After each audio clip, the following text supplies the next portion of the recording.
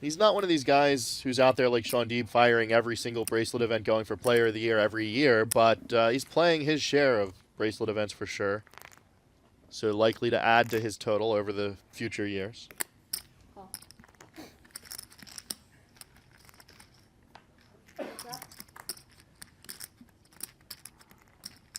Ausmus limping it in. Yockey making it $240,000 in the big blind. Ausmus calls with a queen 10 8-5 and picks up top pair and some straight possibilities on this queen jack jack flop. Yockey wrapped around that board.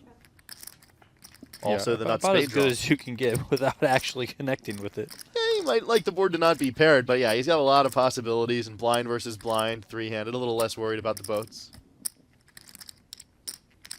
Though speaking of Schulman, that stud final table last year, one of the more entertaining WSOP final tables with the old school cigar and sunglasses look.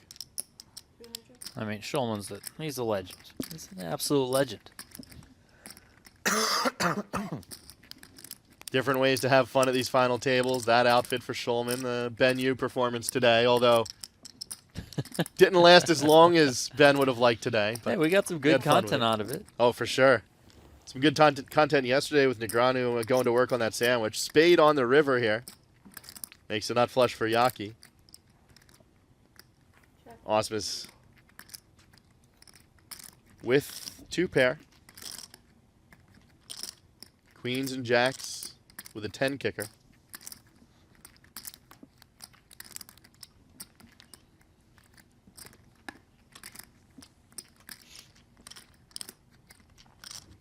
Yockey deciding how much to bet with those spades, looking for $500,000 from Ausmus,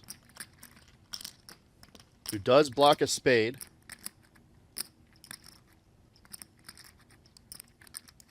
He does also block a couple of full houses, although not sure the way this hand is played. I guess he could rep a slow played full house if he wanted to turn his hand into a bluff here. He has some of the properties you might look for. $2 million. And $2 million, the raise from Ausmus. He's going to put Yockey to the test with that nut flush. This looks like he's going to fold, but Yockey unblocking all the pairs on the board and blocking a missed straight draw. Immediate time bank. He's going to need to think this one over. very tough spot here for Yockey.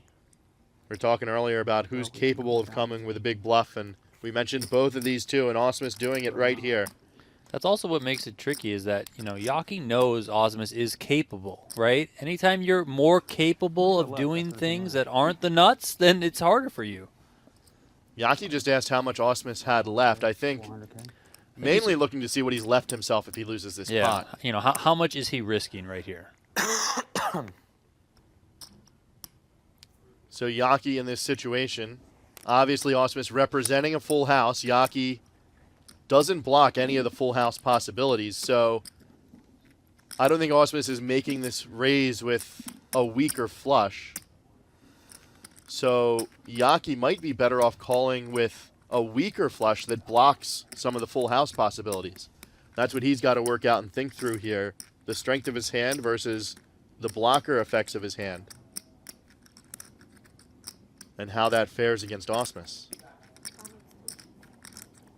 I don't believe Yockey had too many time extensions. Maybe 3 or 4 of them. I don't see any. They're behind this graphic over here. I think there's 1 there, 2, 3, and then 1 was pulled in. So okay. Oh, and he lets it go. Ausmus gets it through. A big bluff from Jeremy Ausmus, and he takes down a pot more than $3 million. Of course, $2 million of that his on the end, but grabs $1.4 million.